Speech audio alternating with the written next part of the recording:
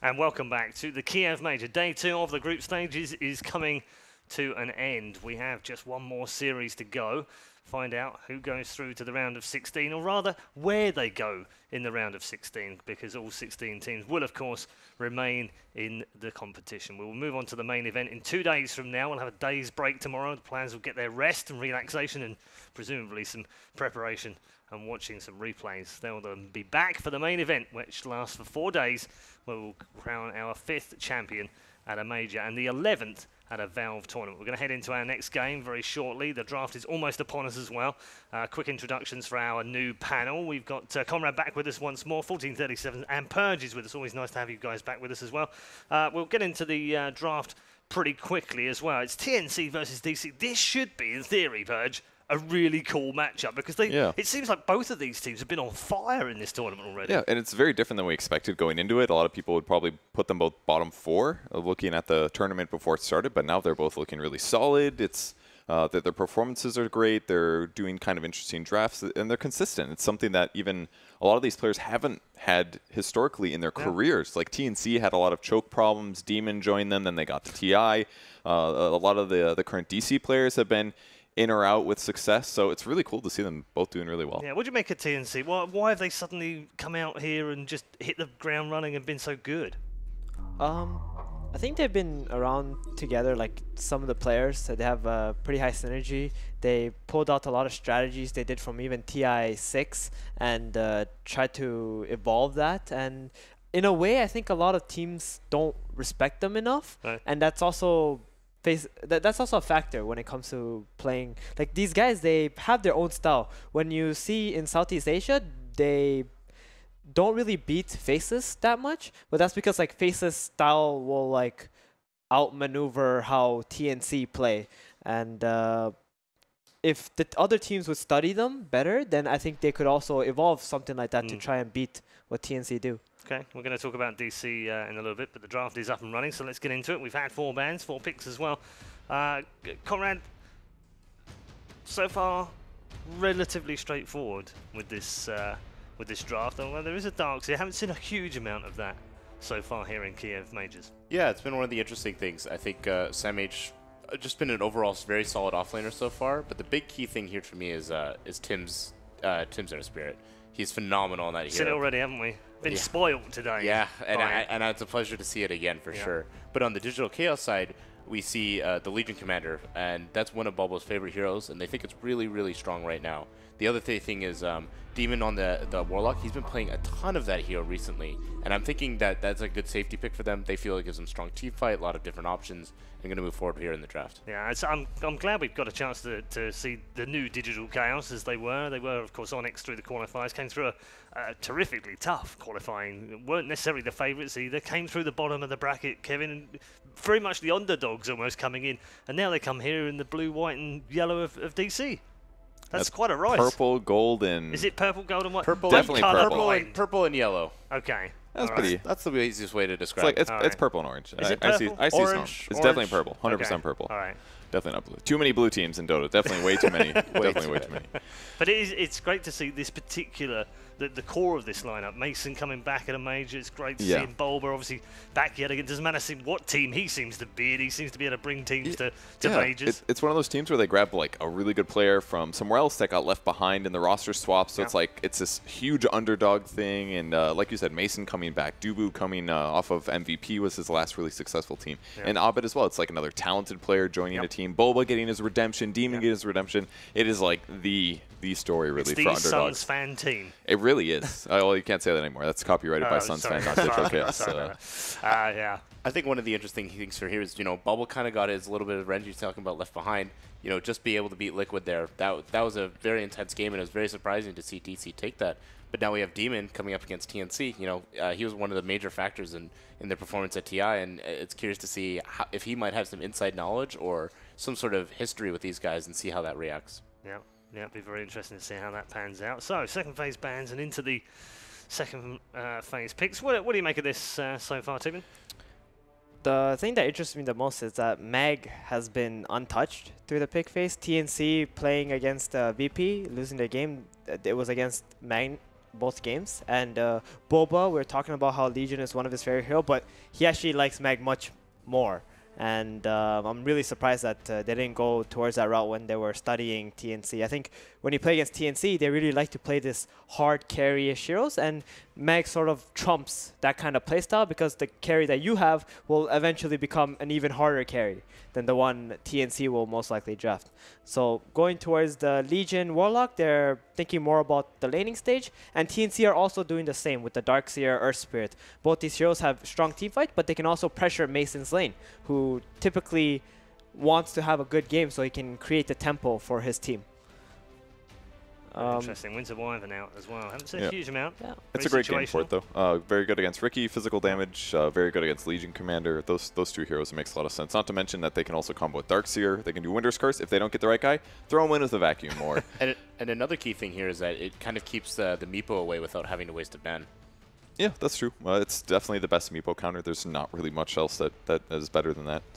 So if we look at the Winter Wyvern pick, they think a lot about the mid-game, late-game, and how they're going to counter the heroes then. But if you think about the laning stage, the Winter Wyvern probably wasn't the best choice, especially when you're playing as Legion Commander. If he ever uses his heal to purge off Arctic Burn from the Winter Wyvern, then he's losing his big 50-second cooldown spell that he has a level 1. Same with the Earth Spirit. Any roll, any stun is going to get removed. So the laning stage could be very complicated, but now that you have a Wyvern, you can protect your Juggernaut from the Blade Mail dual initiation the Legion Commander has. And on the other bright side, because they have Earth Spirit, Darkseer, it makes it so that Legion might just be solo versus the Winter Wyvern Jug combo. So it's like it relieves some of that pressure at least, and like you said, plans better for the late game.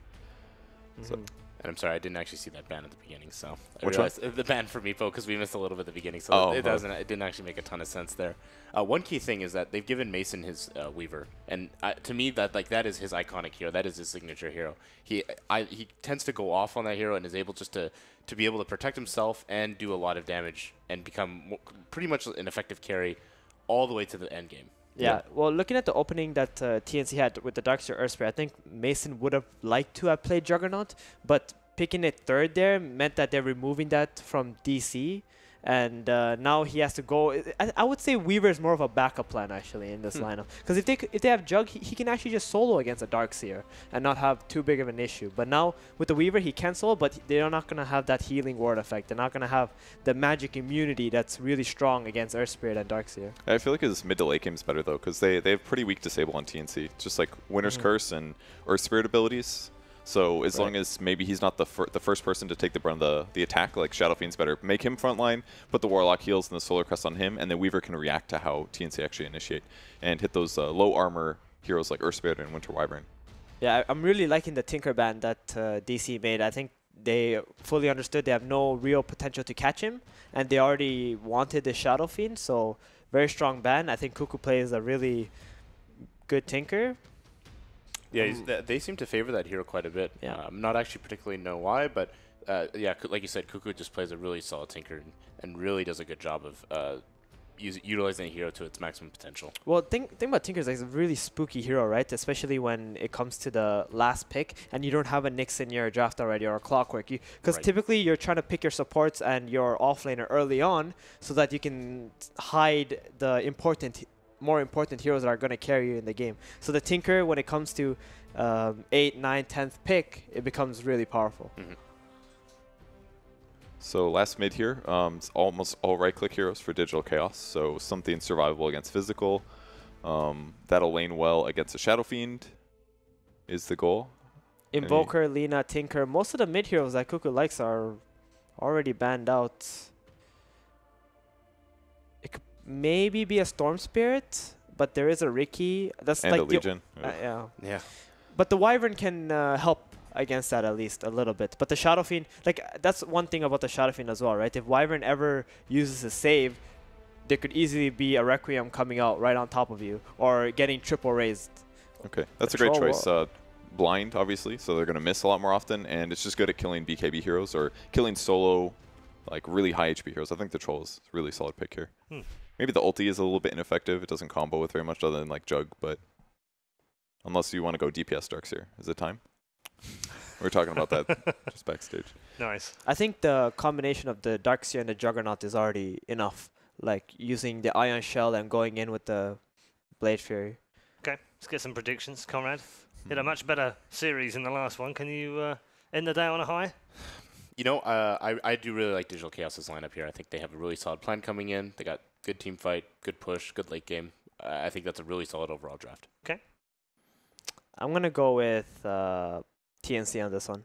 I really like their team fight potential. Sure, they don't have enough disables for the Weaver, but I think they can make it work. So Okay. which team got Troll? Was that DC? No. No, It was the other way? no, Yeah, TNC. TNC. TNC. I like that draft better. I think the Troll's a good solution for all the right-click heroes. So you're going with TNC? Yes, if you guys aren't lying to me. I don't remember which team it was. That- It was we- the bottom we- team, we right? could have no be- faith in It was the bottom we team, could wasn't be it? trolling you. It could be. If this Trolling, is wrong, right? you guys Feels a lie. bit yeah. Anyway, enough of this nonsense. Let's head over to our commentary team for our final series of the day in the capable hands, this time, of ODPixel and Gods. Thank you very much, Reddit. Indeed, the final series we're going to be covering here on the mainstream today, TNC versus DC. We've seen the draft, some very strong kind of iconic picks, as you were kind of mentioning to me and as we heard in the panel. Mason getting his Weaver, something that historically, that was his hero back when we saw him at one of the earlier TIs. And of course, likely for TNC as well. We're getting their Earth Spirit, something that a lot of teams are just not want to deal with. We've already seen it a few times today. And it gets through. And not just that, you've got beautiful combos coming out from TNC's potential as well. Darkseer and the whole shebang's in town. Yeah, this is, like, to me, a pretty classic TNC draft. They have strong lanes, but also really good scaling into the late game. We'll see how Raven does on Troll. This is kind of a newish pick as far as TNC goes for this event, and something which I think they kind of ran out of, somewhat were more limited on options when it got to that last pick for the carry role. We're going to see here TNC making a very early movement towards Arbed, but just slightly out of range of the roll. So they won't get that initial connection that they need. Very quick reactions there. That Arctic Burn does have a long range, and it was immediately turning around. The question is if DC themselves can put back. Bulba's come across to join Dubu. Mother Lease is making sure that Rio and Tim's head back to their side of the map. Smoke down, which doesn't really hurt TNC too much. Often you use that level 1 smoke to TP plant wards anyways, but they didn't really protect their own jungle, which means DC did get down some nice wards, blocking some pull camps, getting some deep vision off, but ultimately will be looks like a standard laning set from both teams, the Legion in the off lane, and for DC, and then Darkseer will be heading down bottom. We'll see how the Darkseer plays. This hero has received some nerfs, the mana cost on his spells. A lot harder to stay in lane, but we're seeing changes in builds. Rather than perhaps spamming the Iron Shell, we're going to see Sam H maybe use it a bit more conservatively, and he's gone for a poor man's shield, so he can actually tank some blows and kind of sustain himself in this lane a little bit better. Yeah, I mean, what's the likelihood that he gets zoned out? He's going to have to deal with both the Warlock and the Weaver in his lane. Is that enough to be a big enough annoyance for him? Okay, level 2 likely quite easily. And the poor man shield is going to guarantee that probably gets even level 3 before if he wants to head back to a jungle, so it should be a decent lane for him all in all. We'll pick up an early TP, and neither of these heroes can stop that TP out, so anytime he does get gone, and if Weaver tries to Shikuchi in aggressively, throw a swarm, he can always just TP back to his shrine or TP back to the fountain. Tim's already making movements over DC's side of the map. Eyes towards Arbed on the middle lane. See if he does see the opening to go for any sort of play. Kind of hoping for Arbed to move a little further forward, but Arbed being very careful with his positioning. Not going to see the rolls still connect, but will just be a little bit of harassment. Not quite enough of a slow to allow Cuckoo to get in close with the Blade Fury. This is a TNC classic. This is kind of the team that innovated with the mid Jug and the mid Phantom Lancer. Jug kind of caught on and became a very commonly run mid hero across all scenes, but it really started in the Southeast Asian scene with well, Cuckoo somewhat and just the Filipino teams like TNC. So we're gonna see it make an appearance here, but not an easy matchup. Cuckoo has to That be Blade careful. Fury, yeah, he was actually dead there if he didn't get that Blade Yeah. Fury to dodge the C rays. Playing right on the edge of his seat there, Cuckoo. And the top lane, our lane we had to really go into. Bulba on his own. Up against Raven, Rio making the side pulls on the Wyvern. And so far, Bulba not being harassed out lane as well. So we are going to see potentially 2 off laners feeling pretty comfortable. As most of the rotations have been looking towards the mid lane. We've seen Tim's heading over. Dubu's made his way back and forth between there as well to make sure that Arbed feels a little safer from these rotations coming from the Earth Spirit. It's really just looking to get the vision on Tim's presence. Yep. He'll snipe a bounty rune and get some casual harass off, but I mean, the beauty of this Legion Commander in white, such a top pick, is because it's impossible to zone. This hero guaranteed to get XP, even get some farm in the off lane, and I think part of the reason to the troll pick is also because they wanted to have a strong lane there. Hit that roll. Cuckoo did have the level 2 Blade Fury. This is a dangerous time for Shadow Fiend. Any roll landing could potentially lead to a kill. No Boulder Smash, but just the Orb of Venom slow with the rolling Boulder should be enough to get a kill on SF with a Blade Fury support. We're seeing it at the moment, really. The only core that's slightly behind is Cuckoo in that middle lane. 9 to 5. Everyone else at the 14, 15 CS mark. I mean, obviously early days, overall still very close. But both safe laners getting the farm, not feeling too much pressure from the off laners. But at the same time, as you mentioned, neither off laner being forced out of their lane in respect. So. Yeah, so far Abed having the better of his fellow countrymen in the mid lane as he's constantly harassing him, forcing extra regen to be brought out. The early shrine being used as well. And it's going to be constant harass onto Cuckoo, who's buying extra tangos and doing what he can to try and stay alive. He's probably just really hoping that Tims can land that rolling boulder soon to set up a kill. Yeah, eyeing it up again, but Cuckoo, look how low he's being bought. Abed doesn't have quite the mana for the next race, and Cuckoo with the healing ward out did have a Blade Fury as well, if he was worried. Not sure if he could have even followed up that rolling boulder with how low he was. Top lane Bulba low, but all right. Yeah, it really is a waiting game. Those rolling boulders are not easy to land. It is a bit of a guessing game, and every time you throw it, it's like a maybe 1 in 3 chance of hitting a moving target. And so far, no luck for Tims, who will not get to that bounty rune. Probably wants to try and work on getting that level 2 now. That bounty rune would have actually got him there, so having a stun to go with the roll may be enough to find a kill, be it in the top lane. We saw Legion get low earlier, the mid lane on the Shadow Fiend. If you can't land the roll, perhaps the stun will be enough to set up that Blade Fury damage. And those bounty runes making all the difference. Ricky half a level ahead. Can be a little more effective with these movements. Has his eyes on the top lane. Once again with Bulba Dubu. Ready to gear up and go in onto Rio. Trying to make moves. The turnaround is there. Fatal Bonds has been dropped. Demon's actually coming with a rotation as well. Turning into a 3-man from DC. They've got 3 on TNC. They'll actually get themselves the first blood there as they bring down the Ricky. They will lose Rio in return. Raven should tick out. So DC will get the double kill at the end of it all. Ooh, that was a big overwhelming odds by Bulba there onto those two, but all in all, a fantastic bit of play for DC, even with the first blood not going their way.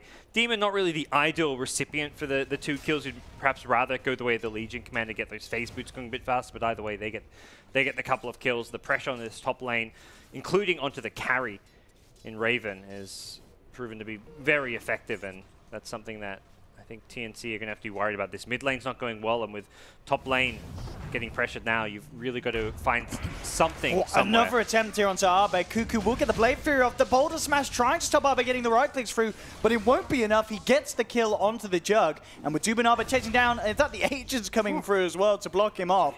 Abed will claim the double kill.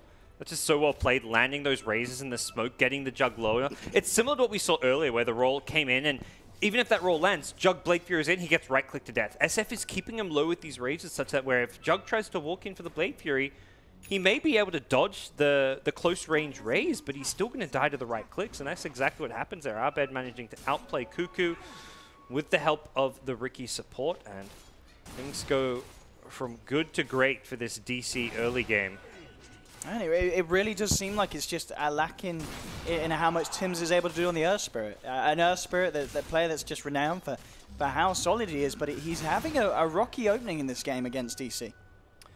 Yep. Definitely a player who I think really shines once he has his levels.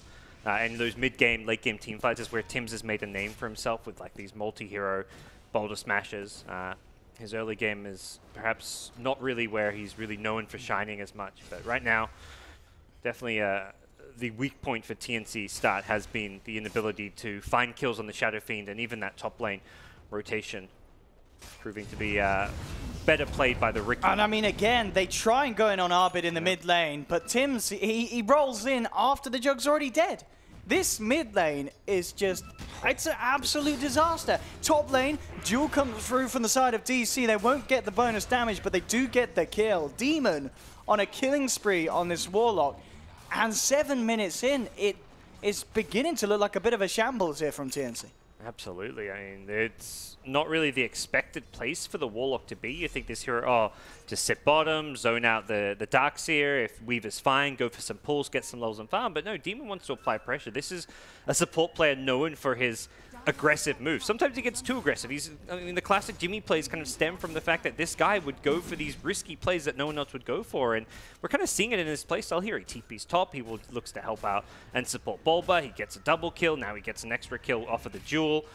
This is just like a very different style to play that 5 position, helping out and going aggressive in the off lane. And because you've got this Weaver in the safe lane with Ring of Health, just free farming away with that HP regen against the Iron Shell, Mason doesn't need help. He's perfectly happy solo. They have dropped a sentry and they will find Dubu moving back across towards the mid lane. So TNC get the Riki, but that was a smoke up. And they need to find one of these core kills, especially with the start that Arbed's having. They've got to kill this Shadow Fiend soon, otherwise he's just going to continue to get out of hand with the strong start he had. He's already at 4k net worth on the board. He's been moved up to top lane for DC to get this team pushed together and take down the tier 1 pressure Raven's lane. And we'll just have to see if TNC can do anything to slow them down. Yeah, it's a kind of kill where you say space created. If you're Riki, you not only dodge a smoke gank for one of your teammates, but you're just getting that scouting information. You tell your SF where is it safe to be on the map. So definitely not an issue for DC losing the Riki there, and they're going to continue to free farm the Weaver down bottom. The SF is going to come back mid now, knowing it's fairly safe, and for some additional pressure in the mid. Doesn't quite land that long raise.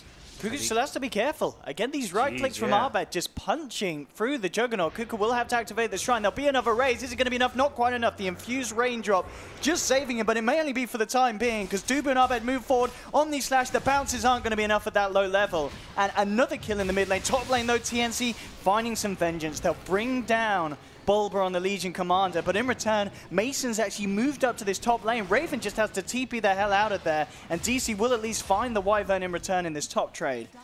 But at the end of the day, it's Mason moving in, getting a kill. Yeah, you lost Bulba on the Legion, but who cares? Arbed's getting another kill on the Juggernaut in the mid lane, and this Shadow Fiend, it's one of the strongest Shadow Fiend starts I feel that we've seen.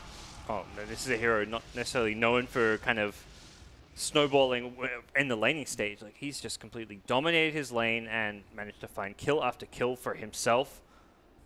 And with the other lanes going well, that's fantastic. Like, Mason making kind of an iconic rotation for him. He loves to play these aggressive carries where he sits in his lane, gets a bit of farm, gets some levels, then he's ready to kind of rotate around this 10-minute mark. They need to get Arbed this. They brought the Darkseer over this time. Yeah. They're trying something different. They're wanting to throw everything at Arbed. He's already starting to make the move back. Raven there as well. They'll get the kill for sure. 4 of them surround him. TNC are able to shut him down for the first time this game, but absolutely necessary. It does require everyone, but it's worth it. They've got to kill Arbed. Yep. I mean, that's perhaps where the Weaver being able to rotate up the lane has the edge against the Darkseer, but it's a pretty unconventional move. Sam H rotating as a Darkseer, and it's a necessary one because of how well SF was doing, but it's a tricky one to execute and required the smoke and getting 4 heroes into that mid lane, but TNC make sure they do something to address the Arbed issue. Still, towers being lost. The top tier 1 goes down, and that's the first tower of the game going DC's way because of the success in the lanes, and while 4 heroes gank your mid lane, you take a top tower, so there is still at least some trade going DC's way. Dubu coming across just to have a bit of the XP, pull him very close to the level 6 as he hangs around by Raven. He will be going for the phase S and Y build on the Troll. Mid lane, Arbed very close to having the Dragon Lance complete. Top lane, DC are going to make a play here. They look towards Raven with the smoke screen down. Mason closing in. Going to be quite enough damage initially, and Raven will get himself out. No TP cancel between the two of them. Yeah, didn't actually have the swarm up when they went for that. It was 3-4 seconds off. Perhaps with that it would have been a closer kill, or even, maybe I get it. Demon hits level 6, so this is where DC really want to just force some more tier 1s. The tier 1 mid just have the SF siege it, and this is where you've got the hero to sit behind the SF should he get jumped. So SF is pretty safe with the heal as well as the chaotic offering. Tim's already just rolling back, not wanting to get caught in the tree line by Dubu. I just have to give this tower up. Bulba even swinging his way into the lane. He's very tanky, 1200 HP. I'm going to see Rio come in from the sidelines. Looks like they want to try and fight this. Already, though, Mason focusing on the Earth Spirit on the back. The Chaotic Offerings drop, flips onto the Abed, gets the Requiem through. Jug's already been taken down with the raises, bursting Samates down low. He tries to surge his way out there, but again, Abed, with these raises on point, picks up a third for DC in the team fight, and TNC, they come to the tower defense, but they lose the tower and they lose 3 heroes. Yeah, it felt like this. You know, this push is coming with the tanky frontliners in SF and Legion Commander. I mean, they're killable, but you're fighting into the Chaotic Offering. You're just setting up Demon to hit a 3-4 man rock, Fatal Bonds to follow it up, and then suddenly this damage is getting thrown around from the overwhelming odds, from the Razors, from the Weaver just shikuching around. Mason just kind of cleans up there in the end, and things looking very bad for TNC now. It's one of those things where that first push coming with the level 6 Warlock, if you're going to defend, you better make sure you win, because if you fight into that rock, not only are you losing a pretty bad fight, but you're losing objectives as well. They'll drop the Sentry. They should get this here as he is surrounded by the Blade Fuel, or maybe not. Oh, there's still a Sentry on the high ground. They'll find it. Raven will get the kill. But again, I mean, Dubu's just kind of blocking off the smoke movement, top lane. That's going to be where DC try and make the move. Look towards Samates, but a good vacuum from TNC as they come in with the response. Silence onto Mason, but he gets the time-lapse off in time. He should be able to get himself away, but it is DC losing 2 heroes. Dual damage, I don't believe, went to anyone in the end, as he died afterwards. Man, he got down to like 20 HP, had something like 13 one-charges that he needed every single one of just to get himself out of there. Very close to killing Mason's Weaver. That would have been the big kill to not by itself get TNC back in this game, but at least free up some space and give them some much needed cash to some of their core heroes. But it was just not to be for them, and things will, I'd say, continue to look pretty good for DC, even losing Bulba and the Legion Commander, not the end of the world. As he'll be coming back alive and likely looking to make his next move fairly soon. With the rock coming up in about 40 seconds time, that's really what you play around if you're DC. Group up around the rock when it's up, and then kind of split up a bit and farm the lanes, and split push when it's down. Yeah, Bulba is very, very close to having that Blink Dagger. So that extra jump potential that they do need against these heroes. Catching that Juggernaut, making sure that he can't Blade Fury TP away. And it's going to be pretty huge. Abed. Yeah, looking for that BKB straight up. So just gearing up for these fights. And at this stage, that BKB will do a lot against the lineup. I mean, Jug's progress, we're starting to see. He's trying his best to catch up Cuckoo, but still very much behind Mason and Abed in terms of farm. Yeah. Nice thing is he does have some synergy with the Darkseer, so his lack of items can somewhat be compensated by having Iron Shell surges on himself, so he gets that extra bit of damage to go with his Blade Fury.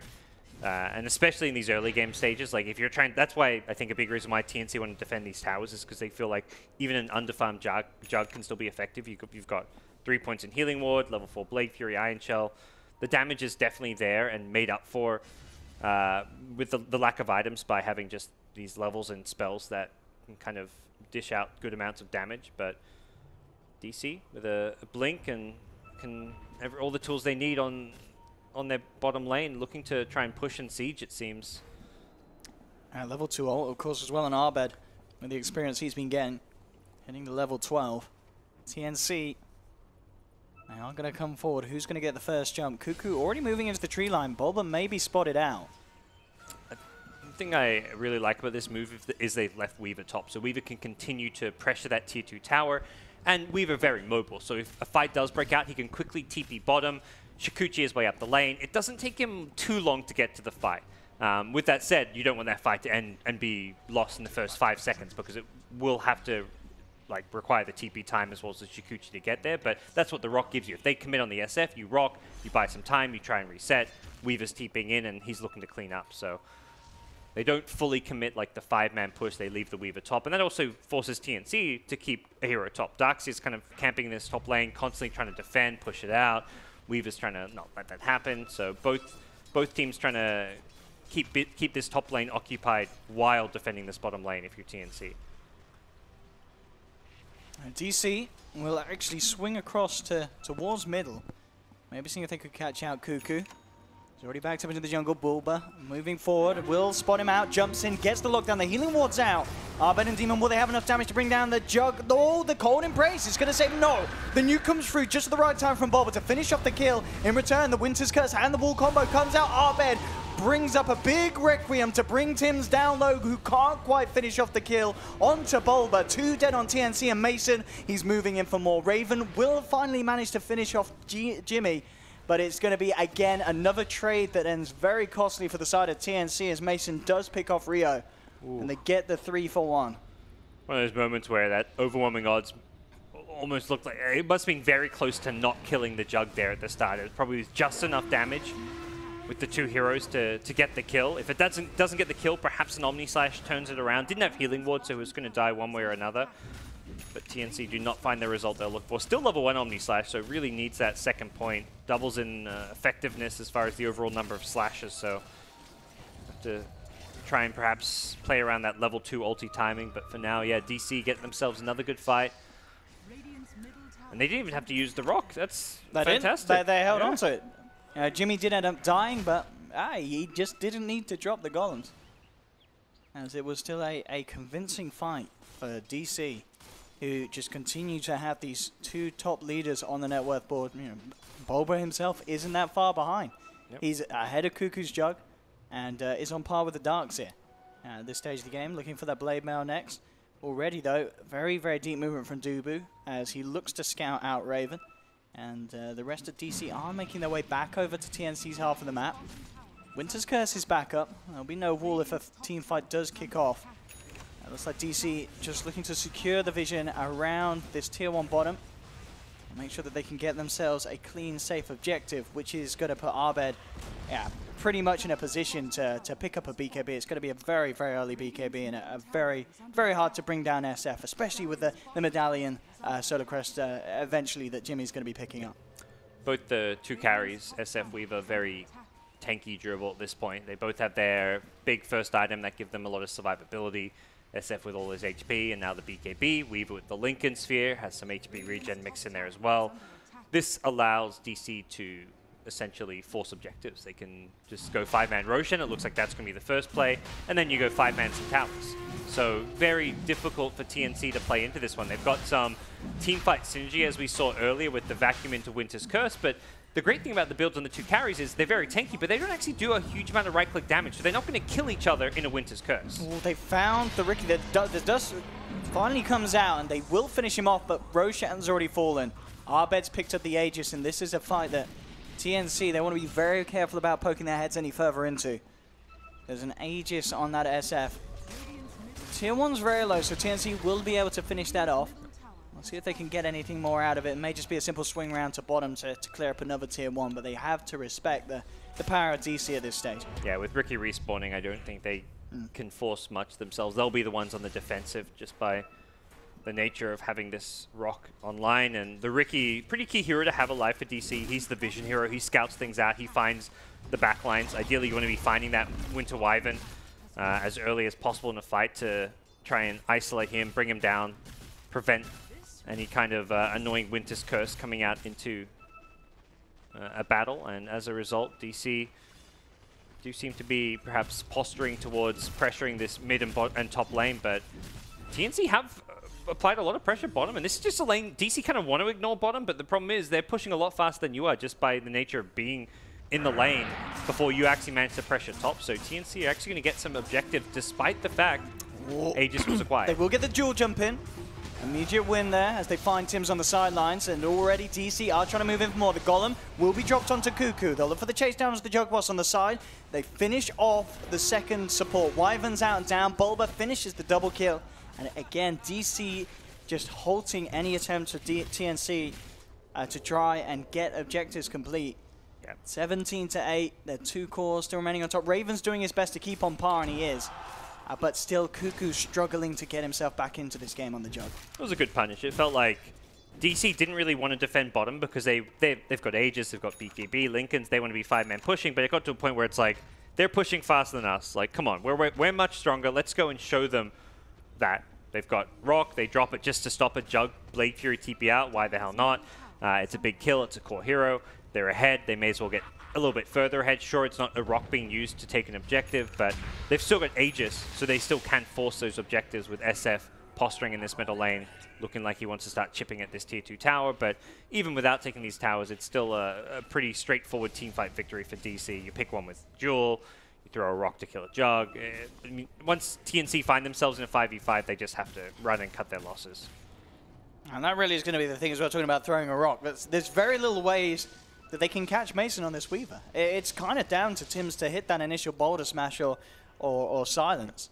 Unless you just want to commit the Winter's Curse straight up. But of course, with the Lincolns, it's pretty much impossible to do so. Very little that they can use to remove that Lincolns before using a Winter's Curse to catch him, because that's how limited they are in the control against Mason. And what we saw last fight was Tims, the Earth Spirit, the one hero that you mentioned that can control the Weaver, getting jumped on. Yeah. If you find him with a Riki, if Legion can get a Jewel on him, that's a great hero to kill at the start of the fight. Because he's the problem hero for the Weaver to deal with. It's also Tims, you know, his Earth Spirit does a lot in the team fight, much more than your everyday Earth Spirit. So if you can bring him down, it's well worth using a Jewel, even though he is a full position support. Dubu just getting some vision up about halfway, or just over halfway, in fact, through his diffusal blade. He's looking to pick up. And Deso now complete for Mason. It's going to step up the damage top lane. Bulba has gone in with the duel. Demon will be there to follow up. Doesn't quite have the carrying offering. In fact, with the BKB Raven able to turn and go deep. Tims rolls under the tower. TP's away. He's not going to make it because Mason is there with the Desolator. And will rip through Tims. But a TNC, they do again get a core. Just cost them the support. And these 1-for-1 trades, when they are behind, it's absolutely worth it for TNC. Yeah, absolutely. That's buying themselves some time.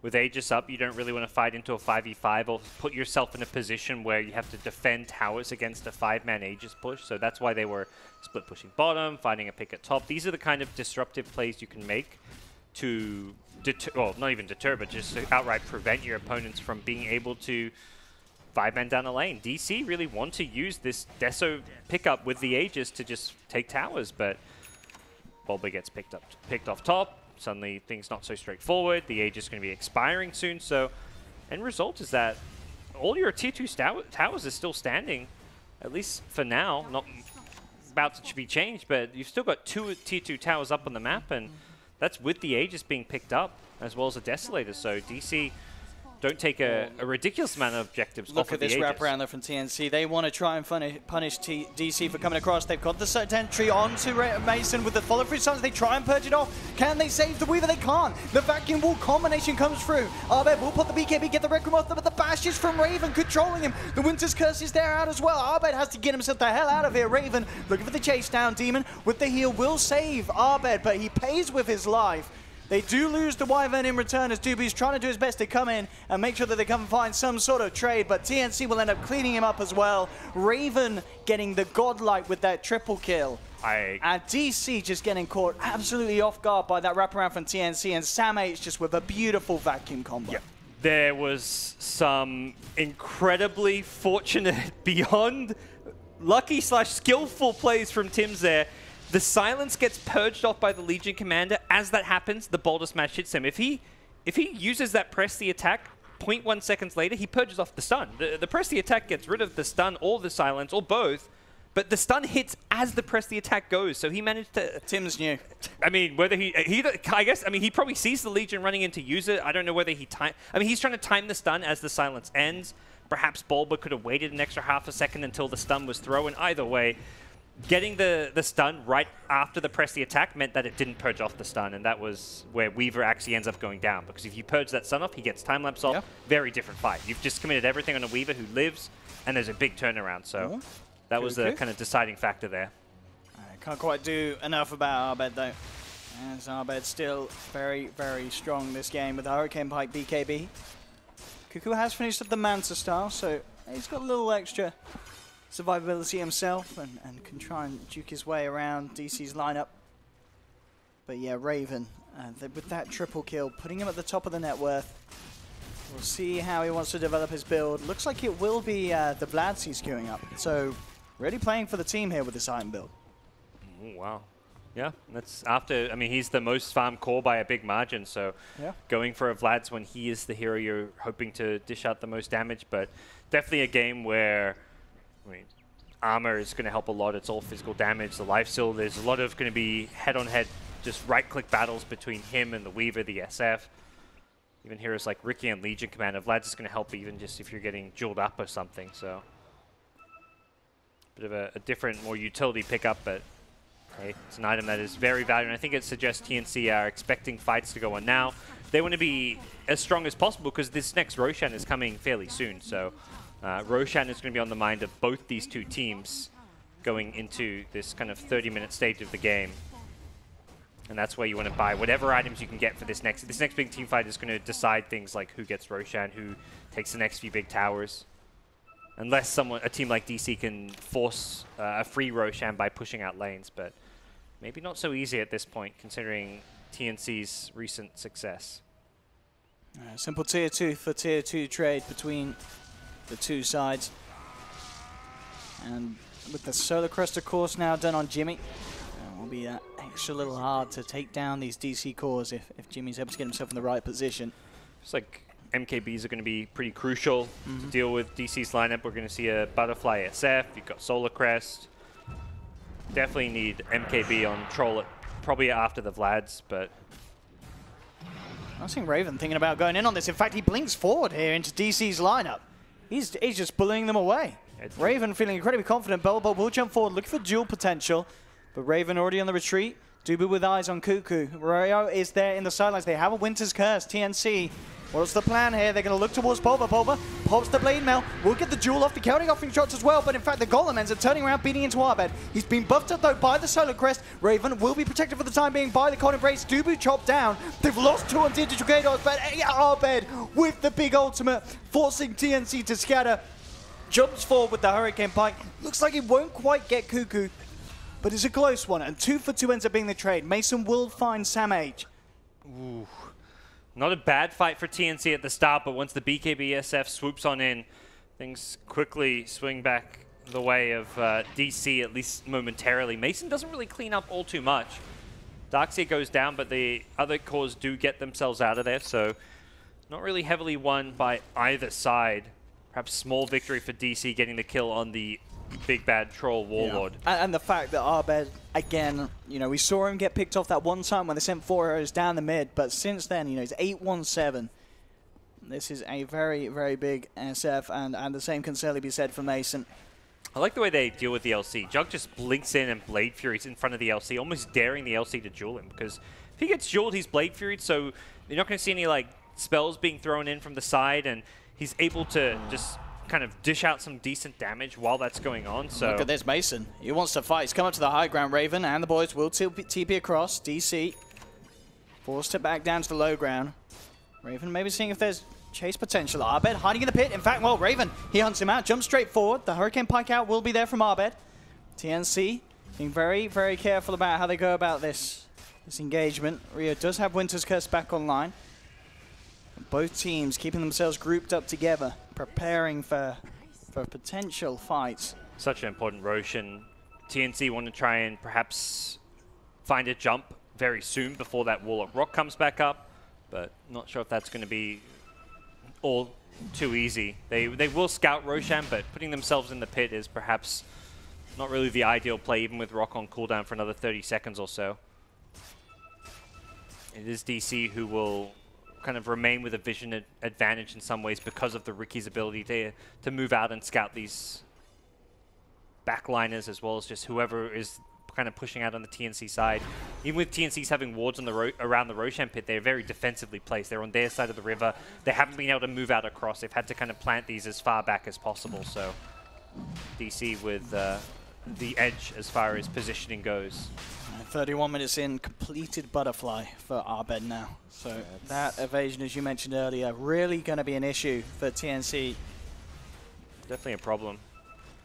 Surprised that MKBs are not really being prioritized by the Troll. Wants to tank up more, so it looks like the Skadi going for all those extra stats. And it's one of those kind of suggesting that they just feel like they need to just survive the damage output and just try and ignore the SF. And look at this move from DC. They know it's likely that TNC are still remaining on this high ground, looking to maintain control of Roshan. In fact, they're not even going to go for the pickoff first. It's just a smoke, wrap around, straight into the pit. Arbeid goes. And with the Solar Crest, you just see the speed that he's taking. It's already down to 2/3 health.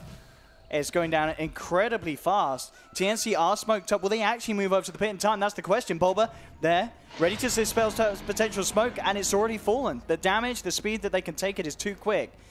And Arbeid picks up the second Aegis he's had this game. Lane, Dubu jumps across, finds Tims. Tims can't get himself out of the smoke screen. Cold Embrace will buy him some time. Is it going to be enough? That's the question. It is. And the Winter's Curse onto Bulba may cost him his life as Arbeid looks to take him down. But the Solar Crest from Jimmy on the low ground makes sure that his team can't punch into the Legion Commander, saving Bulba's life. Smoke Tree's there to trap up Sam H. It's a third kill once again for DC. As they get the objective, they get the team fight, and they move on for more down the mid lane. Yeah, TNC just looked a bit lost. Once that Aegis went down, they made a move to like kind of posture and contest Roshan, but the problem is they didn't really know Rosh was going down. Because of the smoke, TNC were completely caught unawares. They put up 2 observer wards to scout at the Rosh, neither of which achieved anything because they smoked, killed the Rosh. The supporting cast was still smoked up while the Rosh was completed, and TNC just had no vision of what was going on. They get kind of caught on the retreat as well. Once you go aggressive towards the Roshan pit and then you don't contest it, suddenly you've got 5 heroes who are all trying to split up and run away and not get chased down, and that's exactly what DC can do with the Blink Legion Commander, with the Weaver. They not only get Roshan, but they also punish TNC for moving out without any eyes on the map. TNC, they need that perfect fight. They need the combos to happen between the Earth Spirit, the Dark Spirit, and the Wyvern to make these fights worth. We've seen kind of the Winter's Curse having to just be used by Rio in sort of just an escape mechanism, just to hold one hero back. They're yet to really find the opportunity to use it as the big start-off for a fight. Yep. As DC have been very aggressive in their playstyle, consistent smokes out onto TNC's half of the map, wrapping around, looking to catch them off before TNC themselves can get that sort of a jump. And DC will look towards taking the tier 2 bottom. They lost the tier 1 down on the top lane, and we are going to see a movement from TNC as they continue to push that top. But they're going to have to get back to this base because Mason and Arbeid are going to chunk through your structures. Very quickly at that. Arbeid just catching the Wyvern on the TP in, chunks him down to half HP. How do you stop this? It's so hard with the items that DC's managed to build up to. Wow, they just got to let it go. No time at all, yeah. You can't let that happen again. Going down a second lane of Ract is almost just game over, and just felt like TNC weren't really prepared or anticipating the push to happen that quickly. They obviously recognized, like, oh yeah, they're taking the tier 2 tower at bottom, but felt like Winter Wyvern was TPing back way too late. He TP'd in and immediately gets right-clicked by SF, so he doesn't get to throw a Splinter Blast. Your job as Wyvern is to sit on the high ground and throw a Splinter Blast at the creep wave as it comes in, but that's not allowed. Similarly, the Air Spirit just wants to be maybe throwing a Boulder Smash at the creep wave, stun it, keep it out of the base, do some damage. You need to throw whatever you can to spam these lanes out, but TNC just were caught a bit with their pants down and get punished, lose a quick Rax. Perhaps the Rax are going to lose regardless, but they made it too easy for DC. Suddenly DC still have 2 minutes left on Aegis, and they're going to push down another lane. Now, next time they push it down, Arbeid may have the Assault Cuirass finished. He's very, very close to having it. 25 levels nearly hit on Mason as well. No, he's hit it. He's level 25 already, 35 minutes in. He has had a very, very quick progression in experience this game. And, I mean, the Butterfly, again, there's no answer to the evasion, so Jug, Troll, not going to be able to really right-click down Weaver, Shadow Fiends, Solar Crest combining with those evasion items is just too problematic, so you've entirely reliant on a massive Rior Winter's Curse. That's the only way you hold your high ground. And even at that, you know, you're wanting to Winter's Curse, I guess, one of the two big cores, but because they've both got that evasion and neither have MKB, it's great because it's very likely that they'll survive through the Winter's Curse, especially with Demon. It's consistently been on the back lines, looking to butt them up with the Solar Crest, and it's just going to be a second set of racks that they just got to let go. I just don't see how TNC can stop this at all now, guys. I mean, they're not really making a full-on initiation or attempt to defend, but I just, like you say, how do you? Yeah, I mean, Raven, he's tried to have a go here at the Legion. In fact, with the bashes, you will get it. Raven survives, turns toward Demon, but the Chaotic Offering's already down. They've lost 2. Buyback from Raven as he's going to look to try and do his best, but Abed just forcing himself forward with the Hurricane Pike and just keeping TNC in the fountain.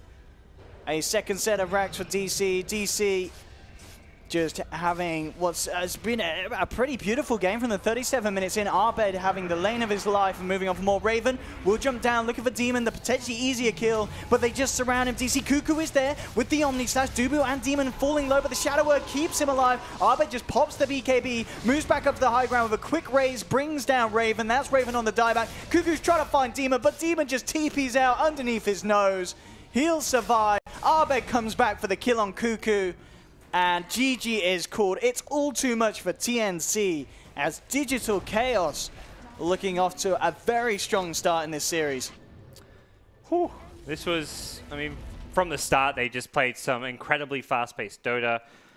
Abed at mid was just a superstar. I mean, that Shadow Fiend, well, this is going to be one of the, just from kind of the start to the finish, just one of the smoothest. He had this lane where, I mean, how many times did they bring down the jump? Must have been at least 3 times in the laning stage it felt. Cuckoo fell. And some by himself. And then supports coming in and trying to help and then dying to the Shadow Fiend as well. He was 1v2. Ricky spent more time top than he did mid. It really felt like Abed was alone against 2 heroes largely with constant Earth Spirit rolls, but Earth Spirit couldn't find the rolling boulders.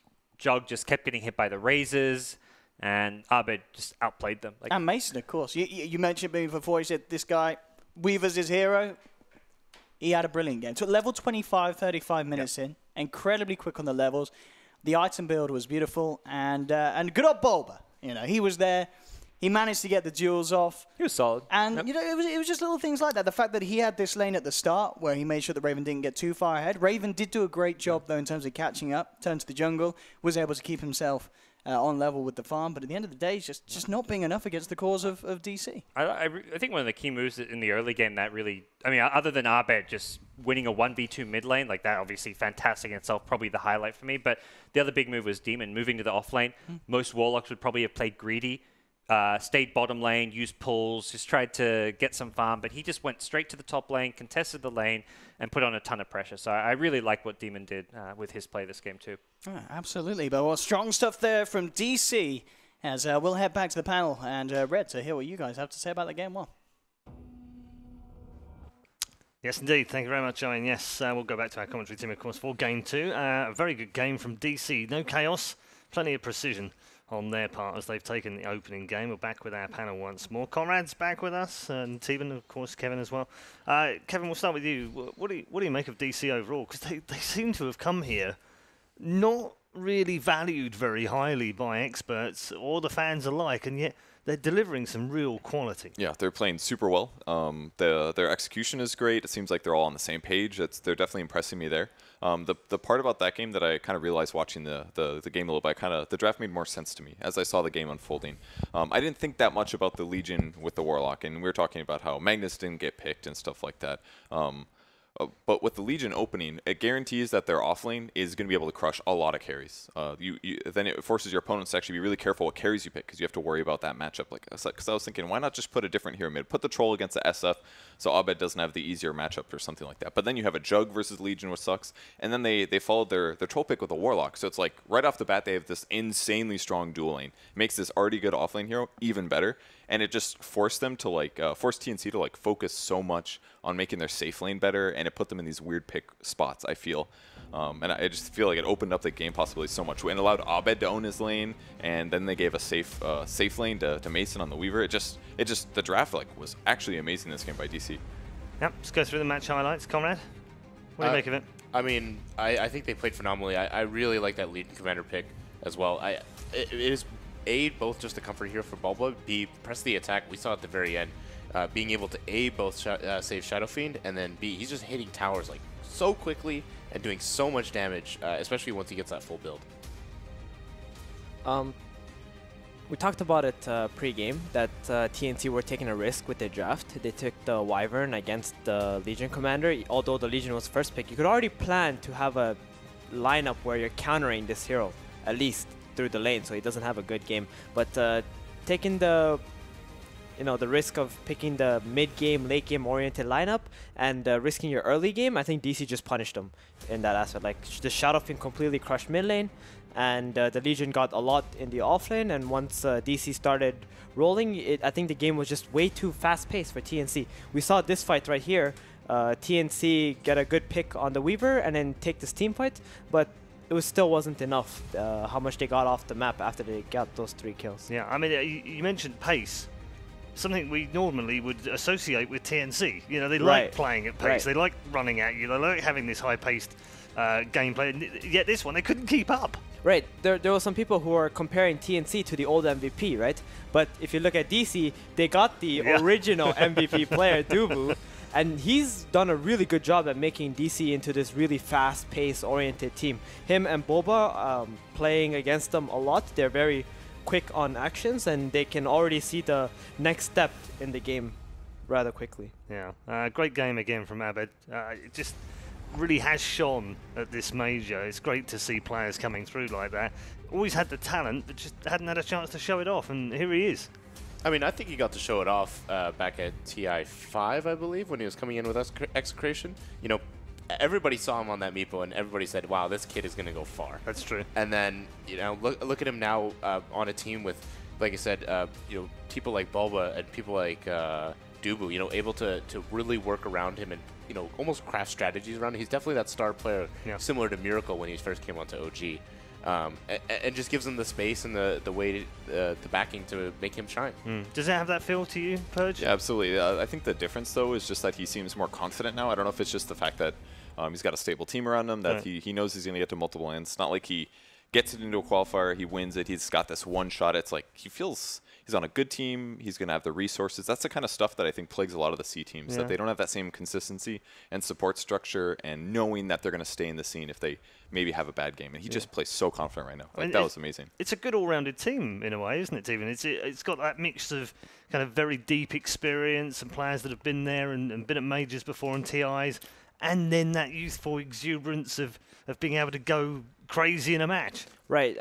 DC is definitely on a big high right now, especially after beating Liquid out. I felt how their movements and how they felt about even drafting. Like, they were so confident to just taking these Legion, Shadow Fiend, not really any stuns in their lineup at all. But they're like, doesn't matter. Yep. We're just going to win the lanes. We're going to take some objectives and just snowball the game from there. And that's the kind of playstyle DC always want to try and play. In terms of MVP, which way does this one go? I mean, Abed was 13-1-10 on the SF. Pretty impressive. You can stop right there. That's the guy. Okay. Yeah. All right. I think DC We've got our played MVP. well, by all means. I think all their players played really effectively, but Abed really showed style. That was like Sumail type game right there. Yeah, one of the interesting things is that you ended up picking Mask of Madness this game.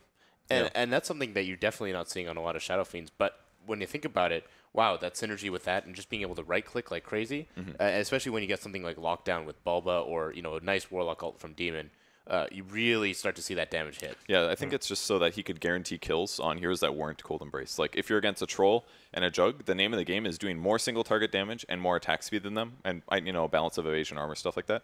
And Mask of Madness is like one of the cheapest ways to just get insane mobility advantage and attack speed. And late game you don't raise anyways. It's basically like, oh man, I can't ulti for 8 seconds, so that's not a big deal. So it was a cool choice. Good stuff. We'll start discussing our second draft in a few moments' time. Of course, it is on its way, just a few moments away. It does give us an opportunity to break into our social media thread once more. Thank you very much to all the people that have posted in the Reddit thread. It's been great to see all the questions. We do go through there and take a few fun ones out every now and again. What ideas does the panel have for a new item? That comes from Harlock. I think this is a Purge question. Nope, it's not. Move on. Anyone? I mean, I wasn't going to flame it, but that's the hardest one to come up with on the spot. What are you supposed to say to that? Well, that's why you're hired. I here. mean, how are we supposed to create something that is so balanced and intricate like Dota? And come on, it doesn't need to be balanced, does it? I mean, you want it to be good, right? Well, you can make it powerful to start with, and then you go, oh, I see what the SF did with that. I need to tone that down a bit. You can do that later. You know, if you left me in the shower, I would have probably come up with like 100 items by now. But like on the spot right now, it's like I can't come up with it. Some sort of consumable that gives you temporary evasion. There Have you ever? Okay, temporary vision. I like that. Evasion, yeah. I got one thing. There's Is that silent vision or invisible voice or No, evasion. evasion. There's a couple like categories of items that don't exist, and that I mean like stat types. Like for example, I think there's. Oh no, I thought of an item. I was thinking armor and intelligence. No, there's maybe like. No, I'm sorry, I lost it. But there's some items sometimes where you're like, oh, I need an armor item on a support, and you're like, well, I have to build either like mech or medallion, or there isn't much else. So maybe like Solar a Crest. early-ish game item that gives armor that maybe supports could buy is something ideal. Maybe that's too OP, but now that Tranquils is gone, I feel like there's a big gap there. So something like that, I think, is what's needed. okay? How about an item that when I buy it, it motivates my team to stop feeding and play the game with me? So report To system. try and win. We just got that item. How Is much that- gold would you give to get an extra report at the end of the No, game? no, no, There you go. there's the perfect item. Auto report item. It auto reports if any of your team feeds. Perfect. Well, Okay. Don't even need to fill anything out anymore. I can handle that. 10,000 gold. 10,000 gold. 10,000 gold. The end of the game, you get an extra report. I already have a mouse, but I'm gonna just use Okay, that. everyone's just gonna play Alchemist. Just for the Every sole game, reason. Alchemist is back. Great. Alchemist anti-mage. Exactly what we need. Anti-mage games, yeah. Do you know what I was thinking? I would have an item which allowed you to borrow and come out somewhere else on the map. It's Blink Dagger. Teleport scroll? Well, further though. Boots of Travel. Further.